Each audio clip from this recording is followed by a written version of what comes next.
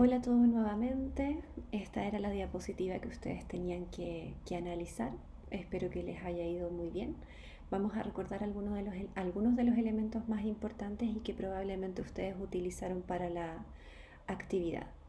En cuanto al desarrollo de habilidades sociales tempranas, recuerden que algunos de los signos más frecuentes eran escaso contacto ocular, dificultad en la aparición de la sonrisa social, ¿ya?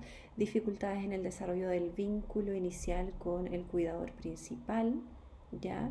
Y también poco interés por otros niños o por otras personas, o reacciones, ¿cierto? También indiferentes frente a la presencia de una persona cercana versus una persona extraña.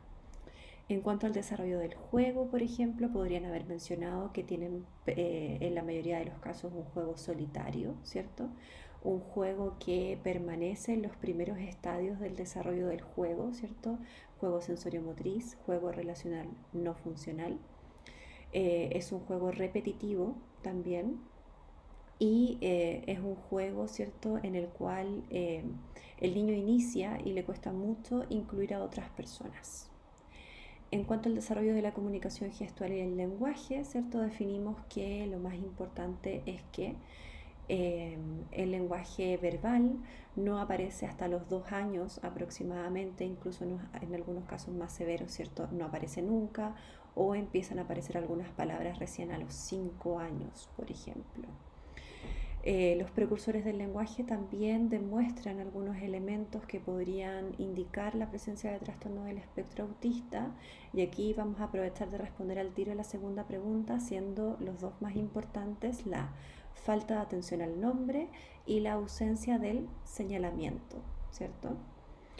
En cuanto a las estereotipias y conductas, se mencionan movimientos repetitivos con alguna parte del cuerpo, alguna fijación o interés restringido por una temática en particular o por un objeto en particular también, conductas disruptivas frente a diversos contextos tales como heteroagresiones, ¿cierto? Agresiones a otros o autoagresiones, dificultades para cambiar de rutina, dificultades para flexibilizar frente a distintas situaciones, ¿cierto?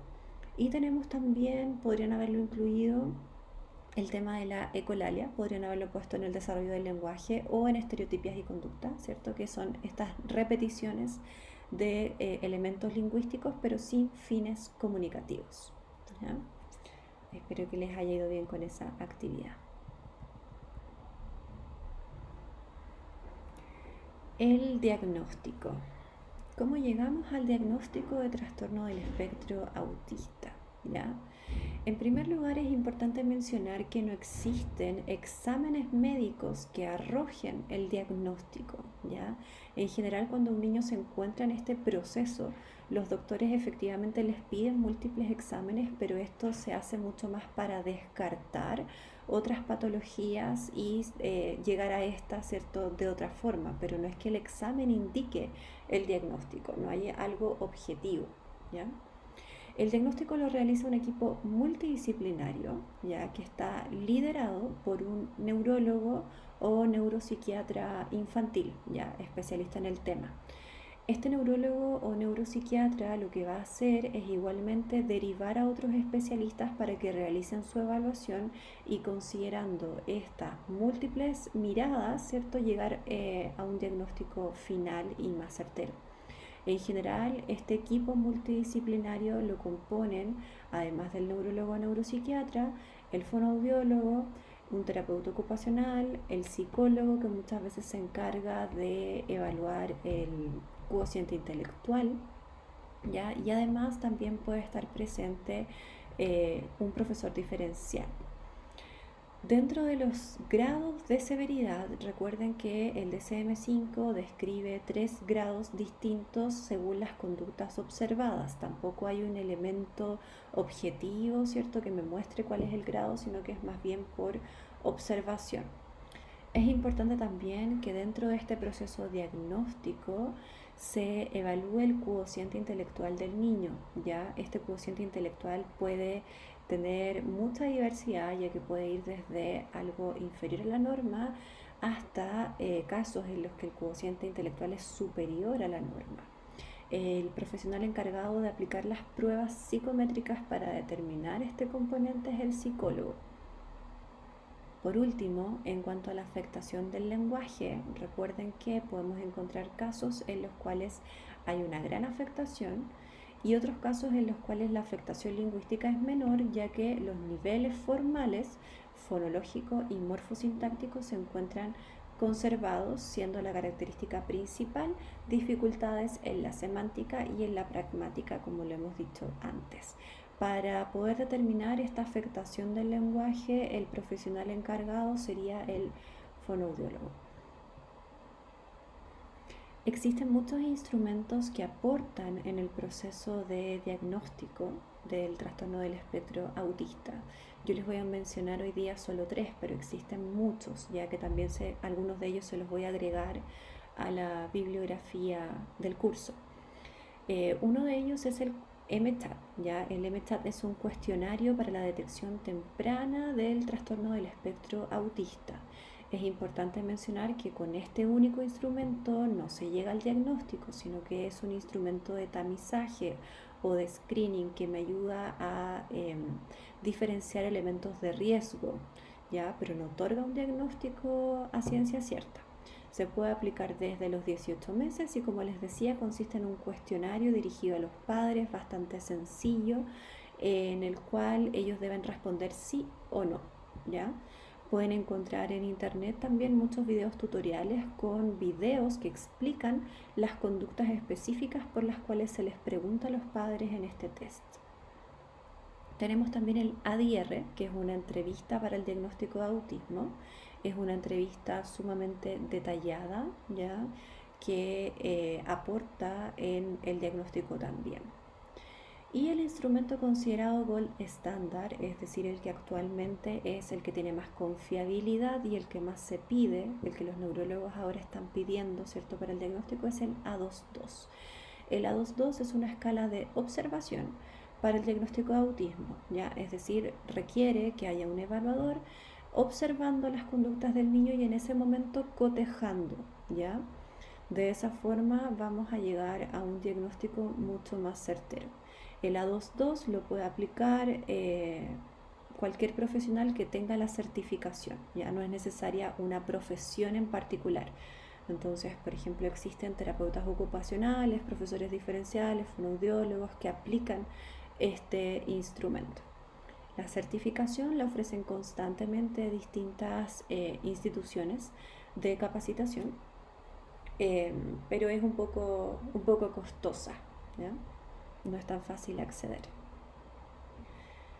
Con respecto a la intervención, ¿cierto? Me gustaría recalcar que la intervención no necesariamente va posterior a la evaluación y consecución del diagnóstico, ¿ya? La intervención, la terapia, siempre va a tener relación con las características propias de cada niño y por lo tanto no es que existan terapias que van dirigidas a un diagnóstico, sino que estas terapias buscan interiorizarse con las conductas propias de este niño para crear algo más bien personalizado en su caso, ¿ya? Entonces, en ese sentido es importante recalcar que un niño, por ejemplo, que no habla o que tiene muchas conductas que podrían hacer pensar que presenta TEA pero aún no está diagnosticado, igualmente puede y debe recibir terapia lo antes posible, ¿ya? Lo antes posible. Existen múltiples modelos, métodos, técnicas e enfoques de intervención, ¿ya? Hay bastante información sobre esto y muchas personas capacitadas en distintos de ellos. Es importante mencionar que todos buscan y tienen un propósito más bien similar, ¿cierto? Que es mejorar alguna de las conductas que más afectan la calidad de vida de los niños con trastorno del espectro autista. ¿Cuáles son las más conocidas? ¿Ya? Dentro de la más conocida encontramos la terapia ABA. La terapia ABA es una terapia que se basa en los principios del conductismo y que requiere de certificación, ¿ya? Lo que busca esta terapia es incrementar aquellas conductas que son positivas y funcionales para el desempeño del niño en distintos contextos y disminuir aquellas que son inadecuadas según el contexto o desfavorecedoras, ¿ya? Estos incrementos se hacen mediante el uso de refuerzos y las disminuciones se hacen mediante la aplicación de distintas medidas también. El análisis conductual aplicado es una terapia bastante conocida, principalmente por el nivel de estudios que la avalan y que respaldan el hecho de que genera realmente resultados, ¿ya? El modelo DIR es un modelo basado en las relaciones que se centra principalmente en las iniciativas y en los intereses del niño, ¿ya? A diferencia de la terapia ABA. La terapia ABA es una terapia más bien estructurada, ¿cierto? En donde el terapeuta es el que propone e intenciona un contexto para el desarrollo de cierta habilidad y el niño, ¿cierto?, es invitado a este contexto. Pero en cambio en el modelo DIR es el niño el que propone y el que se encuentra en un contexto sumamente natural y el terapeuta es el que se une y busca flexibilizar para lograr alcanzar ciertos objetivos mediante la iniciación del niño. Una de las técnicas más utilizadas en el modelo DIR es el floor time, ya que significa tiempo en el suelo, ya que como aparece ahí en la foto, ¿cierto? Es el terapeuta el que busca incluirse dentro de los intereses del niño.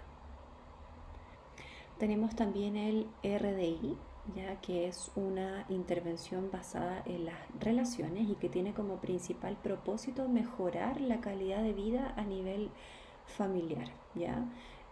Como saben ustedes, algunas de las conductas de los niños con TEA son sumamente complejas para el contexto familiar, por lo tanto muchas veces los papás no saben cómo enfrentarse a estas conductas, no saben cómo jugar con los niños, no saben cómo interactuar con los niños, ni tampoco cómo incluirlos en las actividades cotidianas que realiza una familia, como cocinar, jugar a la pelota, etcétera. Entonces este modelo lo que hace es capacitar a la familia para que puedan incluir al niño en las actividades de la vida diaria que realizan en conjunto y aprendan también a jugar con el niño. Ese es el principal propósito.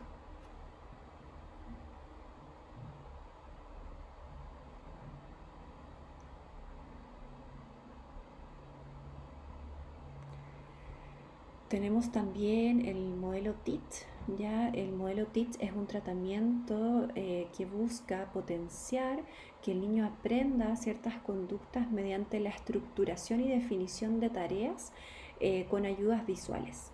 ¿Ya? Entonces lo que hace el modelo TEACH, se ve ahí un poquito en la foto, es estructurar ciertas tareas en pasos súper concretos y esos pasos están representados por imágenes que tienen también tiempos adecuados para su cumplimiento, ¿ya? Entonces el niño se ordena, se organiza y es capaz de pasar desde algo muy sencillo y simple hasta algo muy complejo porque le va agregando más pasos.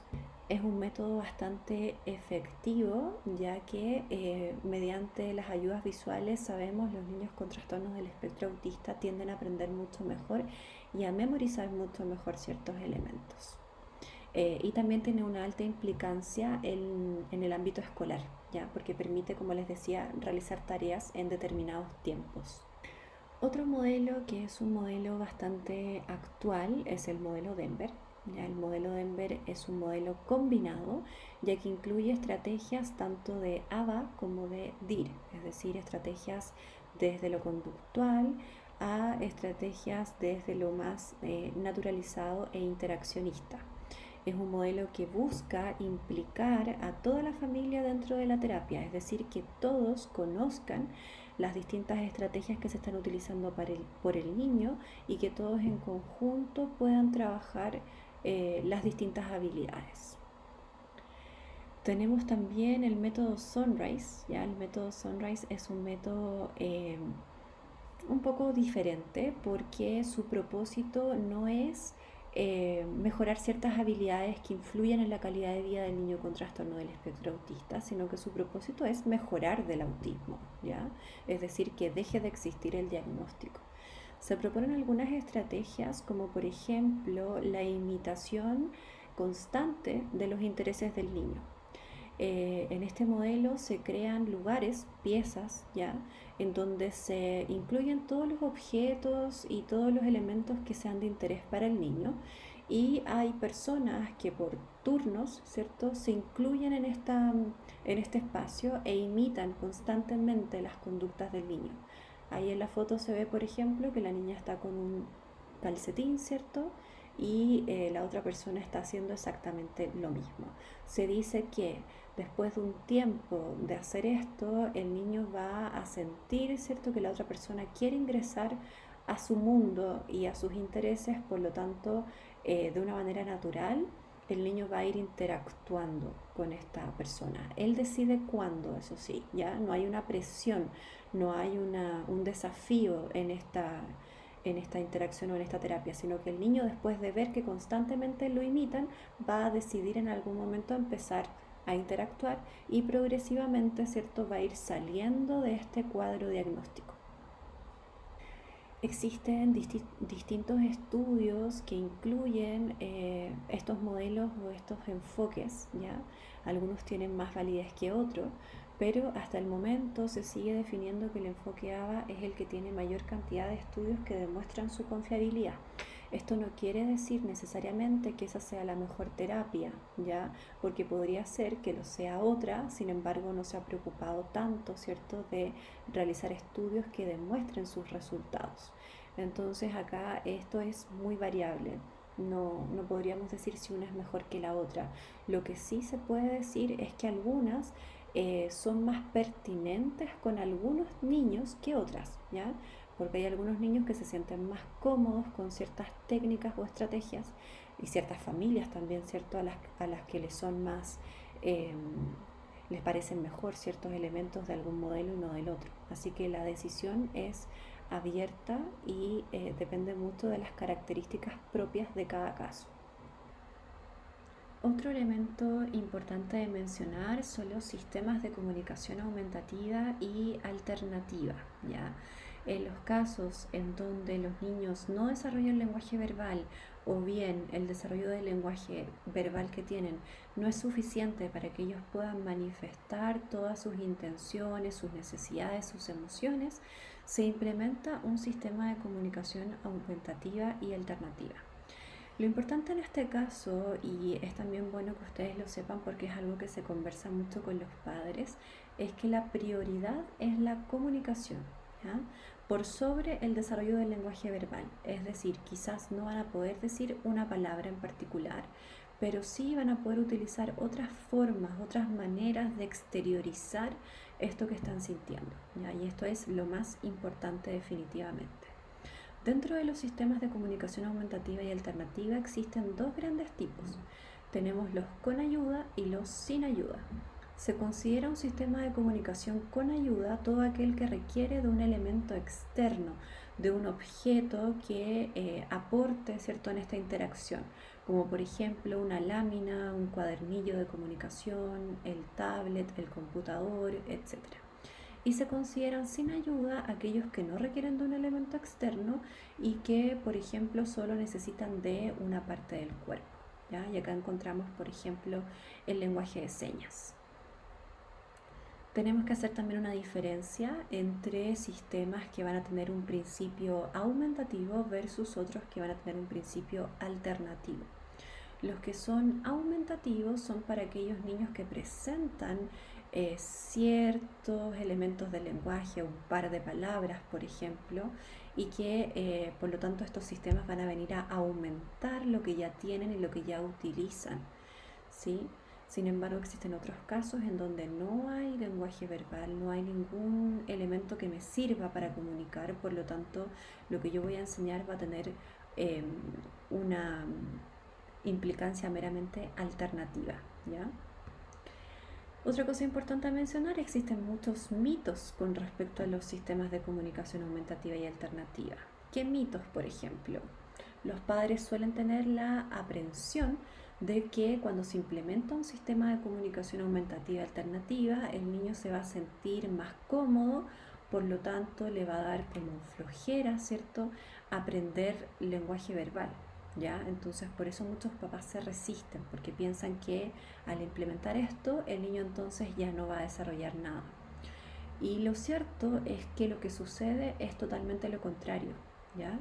Los sistemas de comunicación, tanto aumentativos como alternativos, provocan una mejora en el desempeño del lenguaje verbal en caso de existir el potencial, ¿ya? ¿Por qué? Porque el niño empieza a tener conciencia de la importancia de esta interacción y de los resultados, de las consecuencias que va a tener el hecho de que él logre exteriorizar lo que está pensando, lo que está sintiendo. Entonces, el sistema de comunicación aumentativa y alternativa va a realzar y a potenciar el desarrollo del lenguaje verbal, ¿ya? Además que siempre cuando se le enseña a un niño a utilizar un mecanismo, se acompaña del lenguaje verbal. No es que se haga todo en silencio, sino que se está constantemente también utilizando estímulos verbales.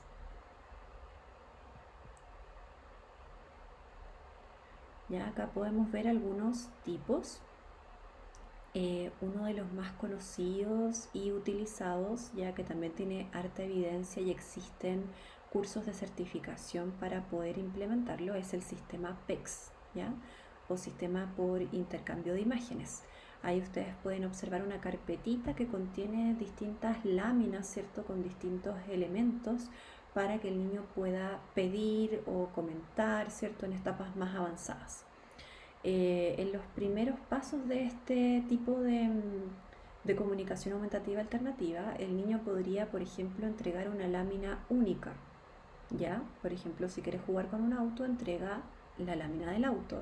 Sin embargo, progresivamente ya él va a ir complejizando estas estructuras lingüísticas y en esa como plantilla verde, ¿cierto?, que ustedes ven abajo, el niño va a ir integrando distintas láminas y construyendo oraciones, ¿ya? Por ejemplo, no sé si se alcanza a ver, pero en la primera foto hay una mano estirada, ¿cierto?, que significa dame. Entonces el niño podría tomar esa imagen, decir dame, ¿cierto?, pelota, y después incluir, por ejemplo, un color azul. Dame la pelota azul, ¿ya? Y esa tira la saca, ¿cierto?, porque todo tiene velcro, la entrega y el terapeuta lee la oración completa, ¿sí? Ese es un tipo de comunicación que se podría implementar.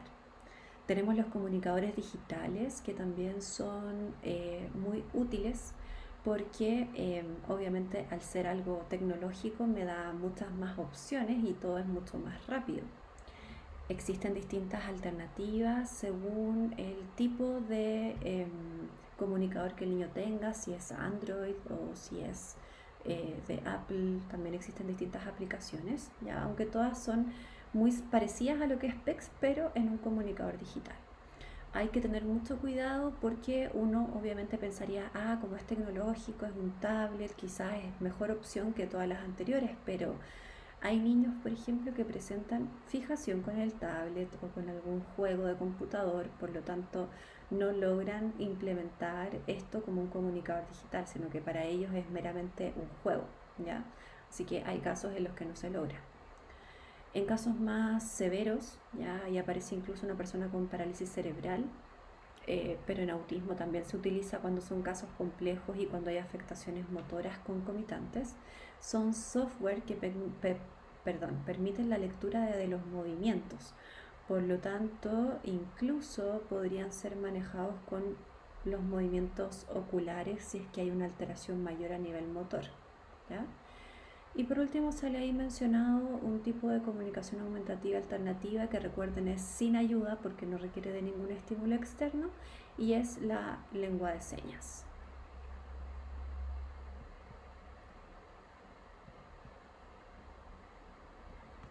Bien, esto es algo importante. ¿Qué estrategias podemos implementar en el aula? ¿Ya? Seguramente muchos de ustedes trabajan en educación y han tenido o van a tener un niño en sus aulas con diagnóstico de trastorno del espectro autista. ¿Cuáles son las dificultades más frecuentes? Bueno, en general lo que se observa es que lo que más provoca dificultades en el aula son las alteraciones de la conducta, ¿ya? Porque obviamente todas las alteraciones que hemos nombrado hasta el momento influyen en un contexto escolar, pero cuando hay dificultades conductuales, ¿cierto? Esto es como lo más importante, lo más complejo y lo que no nos permite avanzar. Entonces siempre la conducta es algo que debe estar controlado, debe estar equilibrado para que así podamos centrar nuestros objetivos en otra cosa, ¿cierto? Porque si la conducta está desregulada, claramente no vamos a poder hacer nada en la sala de clases. Dentro de estas dificultades conductuales, las más comunes son las rabietas, la inquietud motora, ya esta necesidad constante de estarse moviendo, de estar haciendo cosas, el escape, ya salir de la sala, irse al patio, irse a otro lado, irse a la oficina, gritos, ya auto y heteroagresiones en casos un poco más complicados, autoestimulaciones, ya o conductas repetitivas, movimientos repetitivos. ¿Qué hacemos entonces en este caso?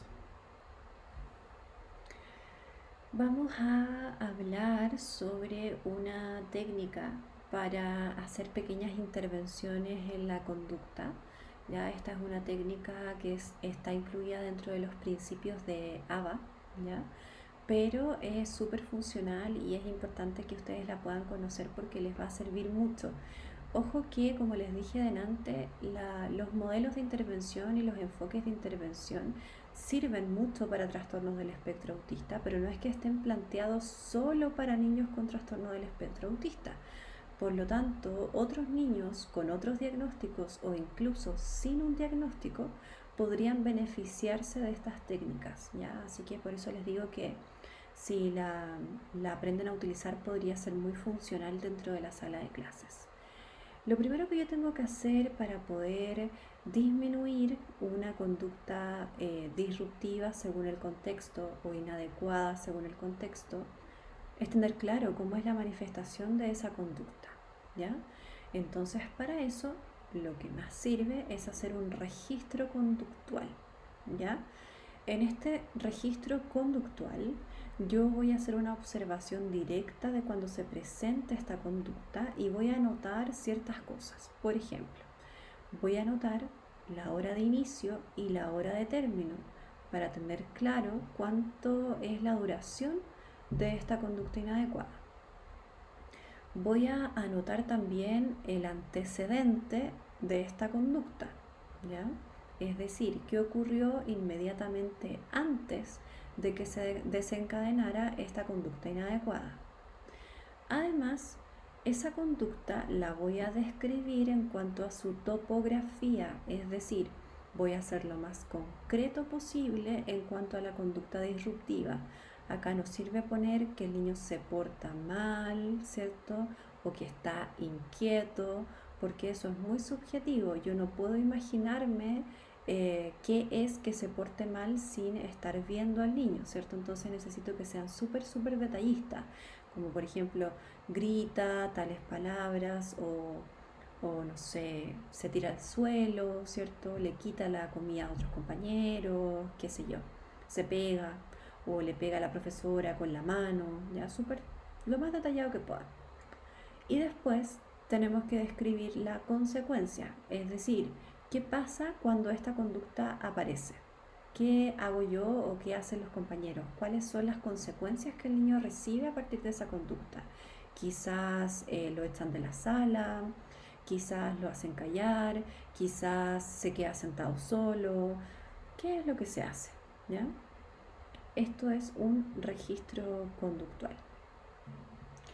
En ese link que aparece ahí, ustedes van a tener acceso a un video, ¿ya? A un video que es de una conducta inadecuada de un niño.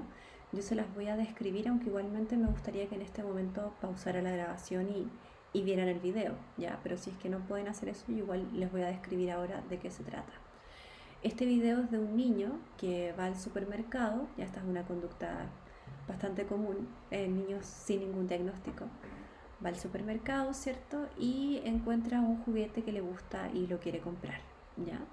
Entonces le pide a las personas con las que él está, ¿cierto? Que le compren el juguete. Y estas personas le dicen que, ok, pero solo uno, ¿ya? Porque él quería dos. Y este niño, bueno, no le pareció la respuesta, ¿cierto? Y empieza a hacer distintos tipos de pataletas. Se tira al suelo, primero de rodillas, ¿cierto? Se pone a llorar, después empieza a gritar y así, ¿ya? Y la consecuencia me parece que no queda tan claramente determinada en el video, pero nosotros vamos a asumir que la consecuencia es comprarle los dos juguetes que el niño quiere, ¿ya? Entonces tenemos la hora de inicio y la hora de término según lo que aparece en el video, ¿cierto? Vamos a determinar cuánta duración tiene esta conducta disruptiva. Tenemos el antecedente, ¿cierto? Que es que el niño está o encuentra, ¿cierto? En un pasillo un juguete que le gusta. La conducta, que es tirarse al suelo de rodillas, llorar, ¿cierto? Y gritar. Y la consecuencia es que finalmente le compran estos dos juguetes, ¿ya? Esto es bastante común. Con respecto a esto, es importante mencionar que las conductas inadecuadas según el contexto que presente un niño podrían tener cuatro funciones, ¿ya? O cuatro propósitos. ¿Cuáles son estos? Una conducta disruptiva podría tener por función la atención, es decir, yo realizo, ¿cierto?, esta conducta disruptiva porque yo quiero que mi mamá me tome en cuenta, me mire, ¿cierto?, me abrace o incluso que me rete. Para algunos niños es como reforzante tener la atención de la mamá aunque sea un reto, ¿ya?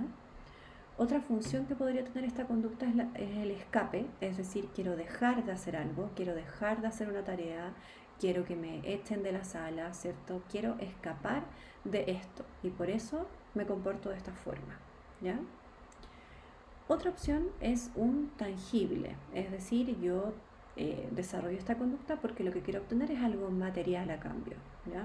Un dulce, un juguete, algo en particular que puedo tocar, ¿ya? Y la última sería una función sensorial, que esta ya es un poco menos, eh, como menos terapiable, por decirlo de alguna manera, ya no es algo que podamos trabajar porque tiene que ver con algo sensorial. Es decir, al niño le duele algo, le molesta algo y por eso está manifestando esta conducta. Obviamente eso nosotros no lo vamos a trabajar en terapia, sino que tenemos que recurrir, ¿cierto?, a otro especialista para que pueda ayudarnos con esa parte. Pero sí, las tres anteriores nosotros las podemos trabajar, ¿ya? Teniendo claro primero cuál es la función de esta conducta y después sabiendo si es que yo puedo modificar el antecedente o la consecuencia, ¿ya?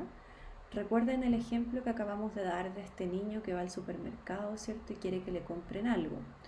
Tenemos claro que la función de esta conducta es un tangible, ¿cierto? Porque es un juguete. Él se porta así, de esa forma, porque quiere un juguete, dos juguetes en este caso. Y la consecuencia es que mediante esta conducta disruptiva el niño obtiene lo que quiere, ¿ya? Por lo tanto, hay un reforzador como consecuencia.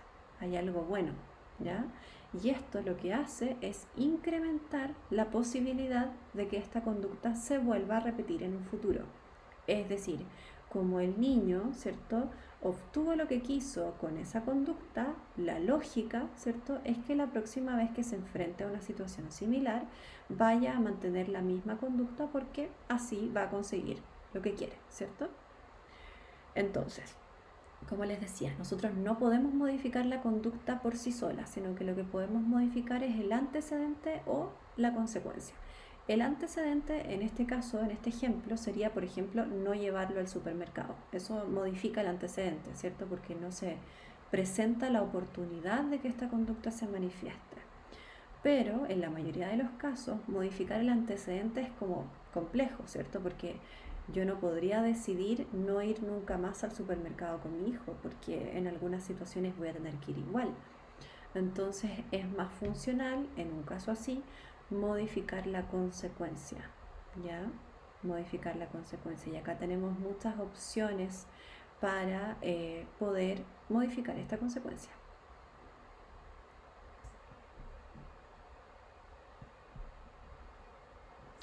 Entonces, nos vamos a la tercera actividad.